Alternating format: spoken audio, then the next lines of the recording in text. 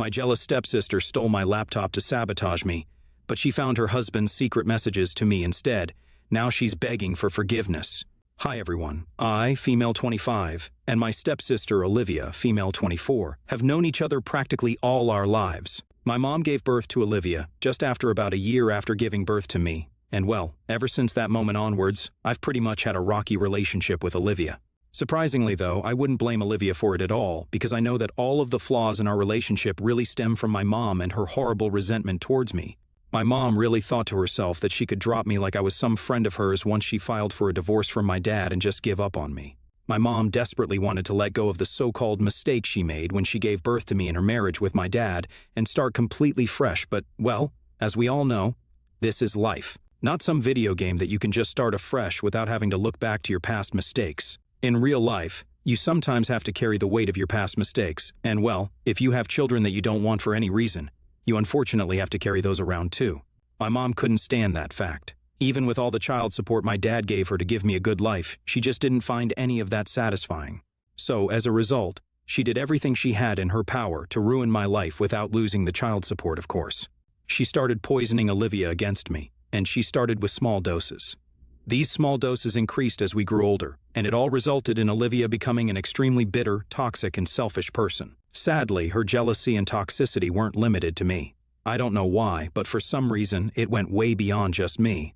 Olivia sadly became a horrible person to everyone around her, including her so-called love of her life. Some background on Olivia's husband. Olivia met Adam in college. I've known Adam even before Olivia met him because we were a part of the same friend group.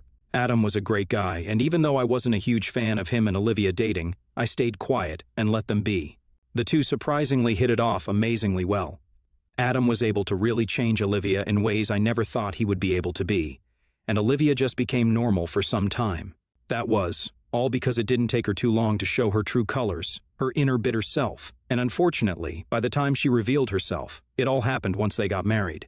Olivia's mask slowly started slipping off, and I think she didn't even notice it, but for Adam, I, and almost everyone around us, it was pretty obvious it all started to fall apart, except for our parents, of course, because in their eyes, she could do nothing wrong.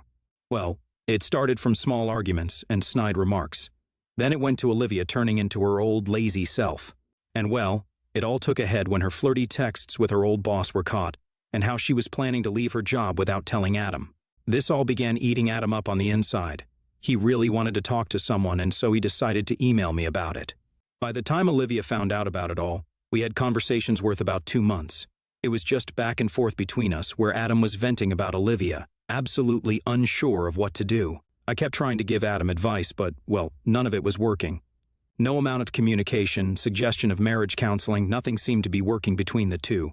And I guess it is at this part where Olivia too started getting annoyed and irritated, probably due to Adam's constant nagging. Well, so what? Misery loves company, and a miserable person like Olivia definitely does. So I guess, in an absolute pathetic attempt to ruin my life and my relationship with my own husband, Olivia tried to get into my laptop and mess with my emails. It was during the time she was over this Christmas season, and well, once she was greeted unpleasantly by the emails between Adam and I, she absolutely and completely lost it. She created a scene in front of my in-laws, our parents, and Adam's parents. This year's Christmas was huge, and boy, it didn't take long for it all to get crazy. Everyone began arguing amongst themselves, and things that weren't even related to this issue came up. Olivia was fuming, and it didn't take long for her deep-rooted insecurities to jump out and for her to start accusing me of having an affair with Adam. Thankfully, that was immediately shut down because, of course, both my husband and Adam had communication going on between them, so absolutely no one had a chance to think otherwise. But well, that was not so convincing for Olivia and my parents. They left the house shortly after creating a scene. Olivia has moved in with them, but not letting the distance stop her from taking constant jabs at me through social media. Her comments go from talking smack about me to apologizing to me because she's ruined her relationship with everyone. She keeps begging me to not let her relationship with Adam go, yet she turns around and blames me for her terrible relationship with Adam. Adam's mental health has plummeted, and he's been living with us. Everyone is split about this situation. My in-laws say I'm not in the wrong for trying to help, but my dad says I might be a slight a-hole. I honestly can't help but laugh at this situation, especially regarding what happened between Olivia and I. I mean, it's pretty obvious to her and I both that Adam is going to divorce her sooner or later. So the constant switch between rage and remorse is just odd to me. What do you guys think? Am I the a-hole in any way? A lot of you guys were asking for an update, so here it goes. Adam has calmed down quite a bit since this all has gone down. He's talked to me and my hubby numerous times since this situation took place, and wow, I was right. Adam has definitely started considering divorce. His views especially strengthened when Olivia reacted the way she did at the family Christmas. Adam is pretty shaken up by the situation, but honestly, from how he was during the time it all went down, I think he's doing good for himself. And well, I'm sure it'll just get better for him as time passes by. Adam also informed me that he'd like to meet and hear out Olivia one last time before making a firm and final decision. Honestly, I did thoroughly recommend him against it, but he was pretty set on it, so I guess there's going to be a few more updates coming for you guys regarding that. Adam finally met up with Olivia. Well, it wasn't a pretty view for him. From what Adam explained to me, Olivia looked miserable. She started off the conversation by apologizing to him, and even going as far as to say she'd apologize to me. She almost managed to convince Adam to take her back, but thankfully she wasn't able to keep her act for too long this time. As soon as they started talking about getting back together, Olivia became extremely passive-aggressive, bringing up everything that I did and calling Adam a betrayer. Adam pretty much lost it there and then. He made it clear to her that if she couldn't shut her mouth, even after he pretty much begged her to, she's not worth being in his life. I guess that finally sparked a light bulb in Olivia's mind, and she realized that Adam was really not messing around. She tried to turn things around once again, and well, thankfully, by God's grace, Adam really finally realized how pathetic she was being and decided to just leave her there. Obviously, Olivia isn't herself unless she creates a scene, and she tried to do so at the place where they met. Adam was accompanied by some of his friends there, and they had also informed the restaurant owners about Olivia's tendencies, and well, all the pre-planning really helped because the security ended up escorting Olivia outside the restaurant. Ever since then, surprisingly, Adam has been doing well. I guess he too realized how big of a bombshell he avoided by leaving Olivia. I'm honestly proud of him. Even though I know this is merely the first step, but I know this is the most important one. A lot of you guys were asking for a final update to conclude this roller coaster of a situation, and well, thankfully, I can happily say that we've gotten rid of Olivia, well, almost. Adam has officially moved out of their shared house, filed for a divorce, and bought himself a place to stay. It's all amazing because, although it's only been about 6 months since this mess of a situation went down, Adam looks fresher than ever, as if the old Adam from college is back, and we're all embracing this change. Olivia has changed as well, but needless to say, no one except for my parents are embracing this change because they're just so happy that their daughter has lost her job for having an affair with a boss and is moving in with them just like the good old days. Needless to say, the end of Adam's relationship with Olivia also means that this is the end of my relationship with her and my mom. It makes me a bit sad, regardless of how they are, but looking at Adam, I feel much relief to not have her in my life. And so does everyone else, including Adam, of course, who has gone as far as to read this post and all of you guys' amazing replies and is eternally grateful for the support you all have left him since the past couple of months. NTA. Olivia really pulled one and found out about herself. I mean, what did she think would happen if she even succeeded at ruining her marriage? LOL. Don't make yourself feel guilty over a shitty person like Olivia. NTA. I feel so bad for Adam. Oh my God, he seems like such a nice guy. I really hope he can do better after Olivia, and as for her, I really hope she has fun rotting with her parents in their basement. LOL. NTA. Olivia seems so bipolar. I was genuinely confused all throughout the post as to what this woman really wanted because WTF. Regardless though, I'm glad Adam has finally gotten rid of a burden like her. I'm on mobile, sorry for any formatting issues. Also using a throwaway account because my fiancé knows my main. A bit of background, my fiancé, 35 male, and I, 26 female, have been dating for 6 years and living together for 4. We both work in healthcare and have hectic schedules. I've been minimally employed for about 2 months and started cooking in my spare time. I've been offering to make my fiancé food to make breakfast and dinner easier on him. He always tells me yes if I ask if he wants me to make extras for leftovers, but as soon as they get put in the fridge, he won't eat them and instead comes home and grabs a TV dinner to put in the microwave. This means I'm often stuck eating the same meal for a week at a time. Otherwise, it sits in the fridge and goes bad.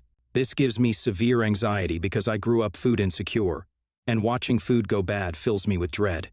When I brought it up, he basically told me he would forget the leftovers were in there and kept grabbing TV dinners. I got a whiteboard to put on the fridge and started writing what leftovers were in there, and he got insulted and said the idea was infantilizing, so I didn't use it. He kept grabbing TV dinners and it was hurtful, insulting that he would overlook the leftovers for them. Lately, I've been struggling with some mental health issues, anxiety, and cried about how hard it is to keep on top of the kitchen, and that I felt like I was getting stuck in there being the only one who cleans it, while my boyfriend gets the, in my opinion, much easier chore of washing clothes. He offered to switch chores for a while so I could take a break, and I agreed. That was about 6 to 8 weeks ago, and in that time, he's washed about half the dishes once. I've been washing dishes as I've needed them, and putting a few through our mini dishwasher when able. Yesterday, I broke down again because I just wanted to cook so I'd have something to eat. But there were dishes on every surface of the kitchen, covering counters, stove, table, chairs, and sinks, and it took 2 hours of washing to catch back up, not including wiping counters and floors, etc. And by the time I was done, I didn't have the energy to dive into cooking. When I talked to him about it, he told me he was too busy with work to clean the kitchen, and that he would have gotten it later in the week, at least 3+ days, and that I was overreacting to not having a space to cook, and it can wait or I can do it myself. It feels like the kitchen got dumped on me, and now I'm doing the laundry, and I genuinely believe it's because he's perfectly content grabbing a TV dinner, doesn't need anything to cook, just a fork to eat with, and getting out of the kitchen. It's a small thing to him, but his habit of grabbing a TV dinner is making me feel unappreciated, and that it's enabling him to ignore the chore he offered to take. Wibta, if I stop buying TV dinners for a while so he'd address these issues? NTA.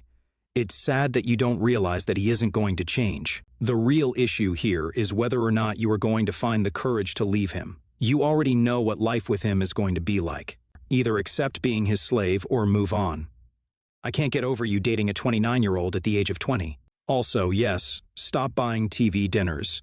He does need to take care of the home with you, rather than letting it just default to you. It's not normal to just leave piles of dishes and not expect your partner to have a breakdown. Please take care of yourself. I'm really tired and I will come to this and try to elaborate, but this isn't a healthy situation for you. NTA. The TV dinners are the least of your worries.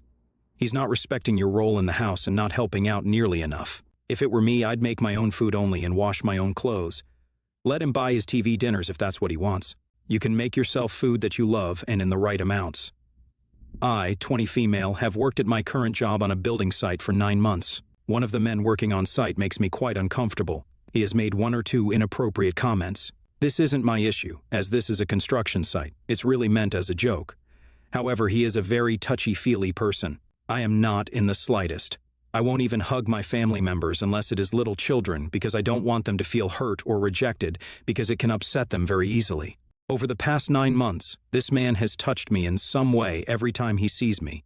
I thought I made it clear I was uncomfortable because I tense up and he notices, or I freeze in place and just look at him because I'm not sure what to say. Don't get me wrong, it's not inappropriate. Touching. It's usually a pat on the back, a nudge with his elbow, or one of those half-hug shake things. However, it still makes me pretty uncomfortable. I decided today to speak to him about it when we were alone.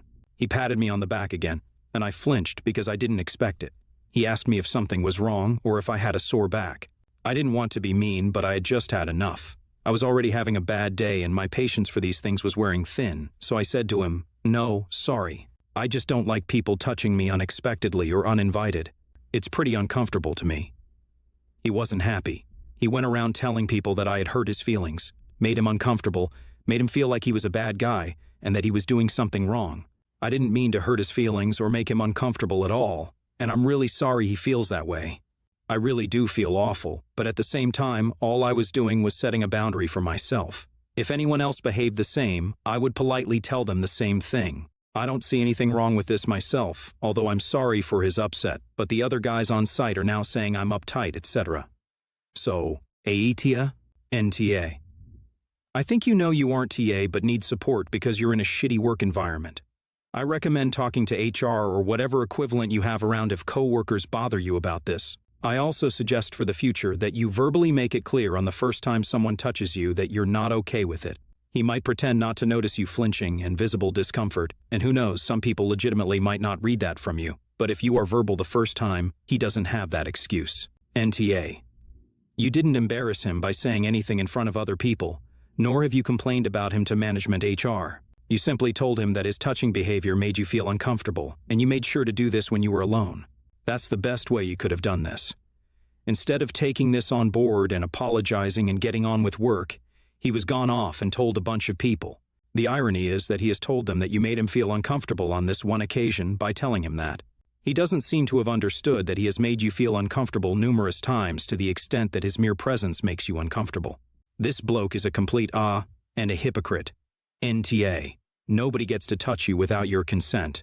That's the beginning and end of it. This guy is hurt, and that's understandable. Some people are more touchy-feely than others and express familiarity in different ways. However, this guy decided to make it an attack on you. You had a private conversation where you took his feelings into consideration and tried to be sensitive to them. He made it into a public issue about you being uptight or whatever because he was embarrassed and is trying to turn it around on you. This isn't about him touching you anymore. Now it's about this guy going around spreading gossip about you and throwing a little tantrum about it. He is the one being weird here. Warning, thumb up, thumb down.